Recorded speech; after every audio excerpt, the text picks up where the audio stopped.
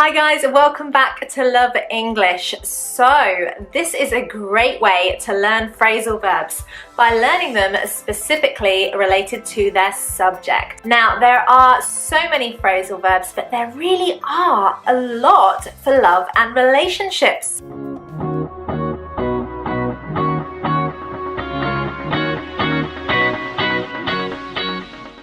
Now number one, to fall for somebody.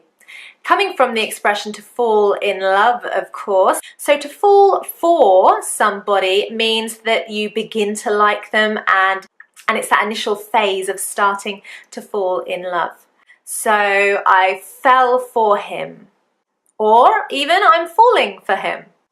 To hit it off.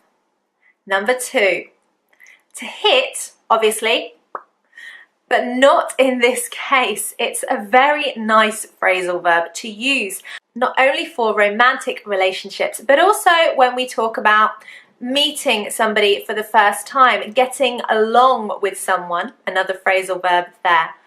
So if you hit it off with somebody, it means that you started in a very good way your friendship or relationship.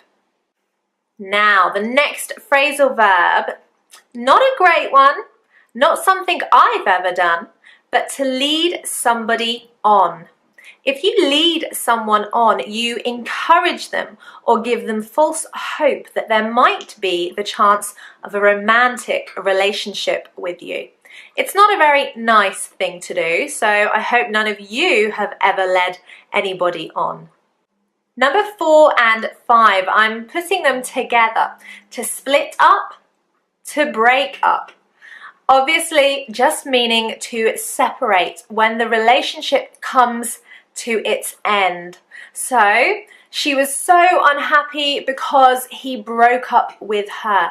Or, I split up with him. You could really say either and there's not any difference in meaning. Okay, this is a phrasal verb usually associated more with something men will do. But this day and age, there's some great, very confident women out there. To hit on somebody.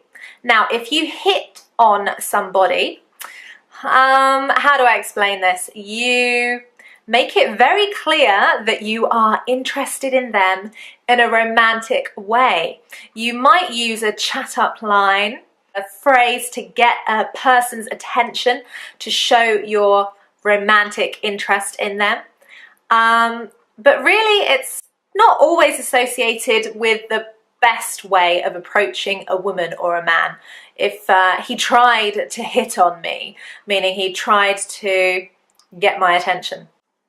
Now, a really simple phrasal verb, to ask someone out. Now, when you ask them out, you could do it in terms of, would you like to go to the cinema with me?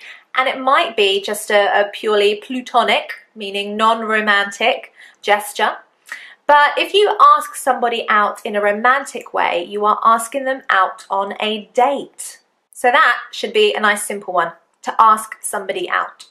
Okay, now this phrasal verb I think is more American. It's not a phrasal verb I use particularly. To hook up. To hook up with someone means that you got together in what could be a sexual way, maybe a little bit of hanky-panky. You can watch our sex slang lesson to learn a few more expressions associated with sex and kissing. Okay, phrasal verb number 9, I think. To go out with somebody. Now really this would come after somebody has asked you out. If you go out with somebody, or very often we would say I'm going out with him, it can mean that you go out on a date, or it can mean that you are in the beginning of a romantic relationship. So we're going out, we are dating. And it refers to the actual relationship, I'm going out with him. Not usually too serious if you say that you're going out with somebody. Cheat on. It means that you have an affair, usually sexual, So it's not a nice thing to happen to you or to do to somebody. So if somebody has cheated on you, I really hope that you broke up with them pretty fast. So number 11, to make up, to solve an argument or a problem, to reconcile would be the formal. Now, if you make up with a partner or a friend, it might be because you've had a big argument. And number 12, it might be because you've fallen out. So usually you'd fall out with somebody, you argue with them, you disagree for a short period of time, hopefully short, and then you make up after. This can be referring to both a romantic or a platonic friendship. Now, the next phrasal verb is usually something we associate with friendships, but it can happen in a relationship.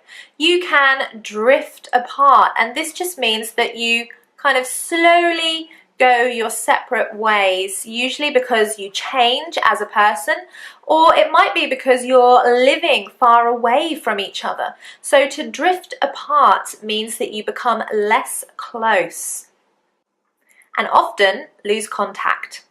Now, one of my favorite phrasal verbs is to put up with.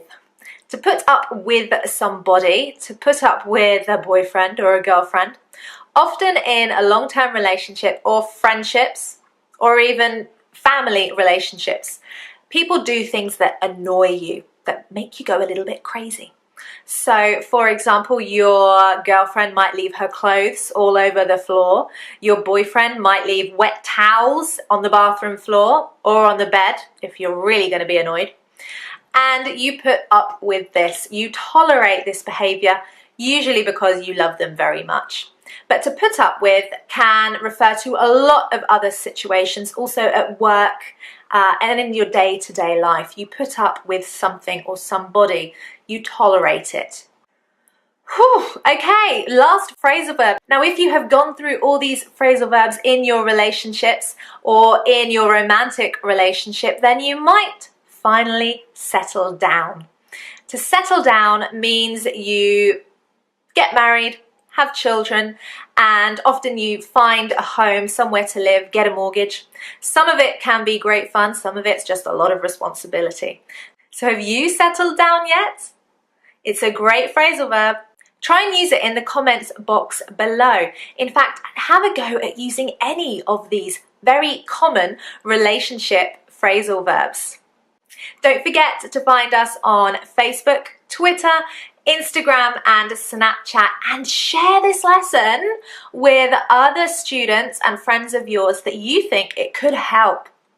Don't forget to subscribe to Love English for lots more phrasal verbs, and check out the next lesson about the grammar of phrasal verbs to make sure you use these ones correctly. Thank you for watching. Bye.